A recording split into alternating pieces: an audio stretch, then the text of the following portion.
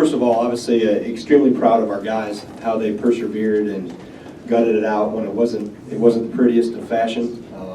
You turn the ball over 16 times, that's not a recipe for success.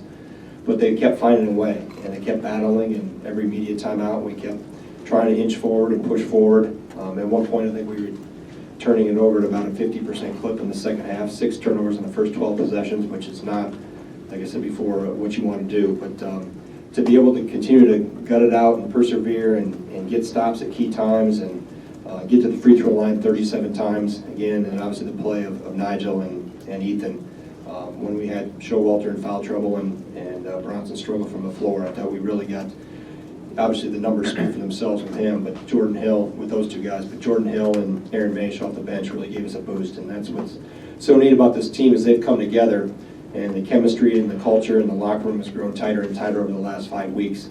I don't know if we'd be in a position to be able to pull something like this out, 6-8 weeks ago, but the cohesiveness and the togetherness and how these guys are growing together is something that makes me extremely proud and proud to be their coach. So at that point when we were in that 3 to 5 point game, we were up 5 or down 2, whatever that stretch, it was either Nigel or Ethan, and we have a couple different things we went to.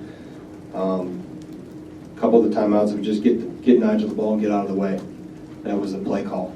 But we did do a couple things, and I thought our guys did a good job of finding him at certain times, and like I said, to be able to touch him as much as we did and get to the free throw line that many times, obviously that's the experience of him, and he's gotten better. He's starting to embrace contact, and Ethan is as well, and started to understand how to finish at the rim.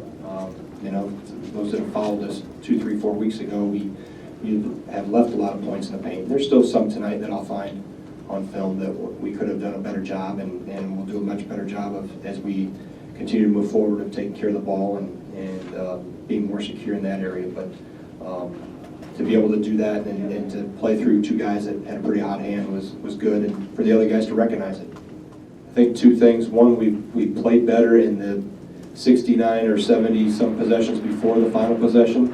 We've gotten better in that regard in some instances, not everywhere, but we've improved in that area. And the other thing, I think the more important thing, as I mentioned in my opening statement, the chemistry. This group is growing together. And we've had so many new guys that have had to step into roles this year, whether they're new freshmen on campus or returning players that have changed roles. That takes a while for that cohesiveness to come together, and I think now they believe in what we're doing. I've always, used the analogy 2 feet in the boat. Make sure you have 2 feet in the boat and grab your oar. And they definitely, I had 17 guys tonight with 2 feet in the boat and 2 hands on their oar. And they were definitely everybody on that bench and in the timeouts did a terrific job of changing some things that we went through and adjusting. And like I said, I'm just proud of those guys because of how they've rallied and continue to grow and develop together. I just played aggressively, believed in myself. It's really that simple. There's really not a lot to it. I just tried to make sure that my confidence never wavered and to stay focused, and no matter what happened on the court, just to keep a positive attitude, positive body language, and not let any negativity in. Yes. I'll elaborate for you. They were, based on the way they came out, they wanted to play me physically. Maybe they thought that's something I would not like or would not respond to well. And I tried to use that against them similarly to Michigan State. Came out, we know that they're an aggressive playing team, and I tried to do my best to use that against them. So when they overplay, made my counter move, and then at that point, I can do whatever I want, and I, create my contact, try and finish. I left a couple and ones out there, a couple misses at the free throw line, but overall did a decent job of getting in. And my teammates found me, and without them, we wouldn't be able to do this. No, not at all. I've tried to say it as humble and respectful as possible, but I've got this mindset that I feel I'm the best player on the court and no one can guard me. And it's not a matter of who's guarding me per se. It's a matter of where I catch the ball and what can I do, what move should I do next to try and score. Wasn't the direct opponent. It was a member of their staff.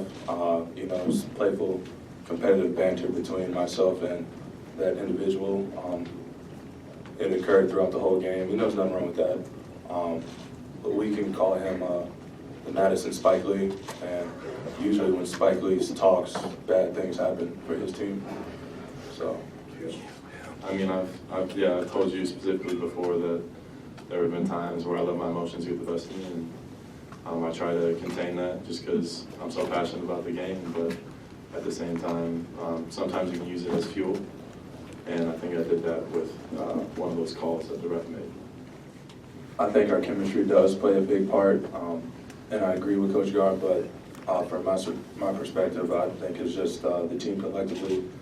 We're starting to do what we've always preached, and that's always take care of the little things, and the big things will take care of themselves.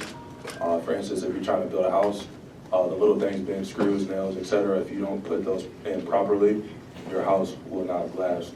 And we were trying to build houses without nails and screws, and now I think we've garnered a better foundation as far as taking care of little things, and now it's starting to pay dividends for us. Great analogy. All things considered, I'm proud of the way our team battled, and we knew it would be a battle coming into here. And at the end of the first half, the way we got back and closed it in regulation and kept fighting, and we certainly made mistakes. We turned the ball over too many times. But to continue to be in the game, and all things considered, and I'm proud of them. So, but at the same time, there was too many mistakes made for us to win the game. And when you're on the road, you've got to really be able to put it away. And certainly the 19 free throw differential is a head scratcher for me, and we've got to continue to look at how we create more contact. I guess that's what I was told Yogi was doing, is he was creating the contact. That's why he wasn't getting to the line. But I got to watch the film to see what we can learn to do better with getting fouled more. And but we did some very good things. We did some things that were beneficial, but we also did some costly things. But it was a great game in the sense of they have an excellent team. Greg is doing a fantastic job with that staff. And their team both teams always got better, and I don't think there's any difference with Greg. They just get better. And but our team is getting better too. I think they can get a lot better, and I think they will.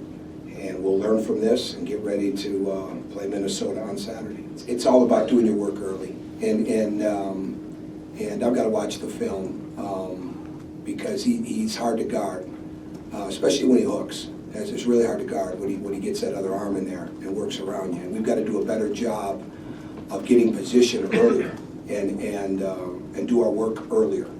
But he's very skilled. I mean, there's no question. He's one of the best players underneath the board. But there were too many times we gave him too much deep position or post depth, we would say, and he took advantage of it. But they're a hard team to go double, right? I mean, Hayes is one of the most incredibly gifted passers in college basketball, and he didn't need to do a lot of passing tonight, with the time he was spending at the foul line. But the bottom line is he can really pass. So if you come off too many areas, and the one guy he's got great synergy with right now is Happ, and they do a really good job of finding him, and he does such a good job of when he's in that block wing area of finding the cutters. But I mean, he was getting a chance to be at the foul line tonight, so the passing game wasn't as important for them with him. But Happ is a beneficiary of some good passing, and tonight he was the beneficiary of some too deep of post-ups. He was rested. He got a chance to be on that foul line quite a bit. So, I mean, I would get a lot of confidence too if I was getting a chance to shoot a lot of free throws. But we've got to do a better job. I said all along, we've got to do a better job of doing our work early.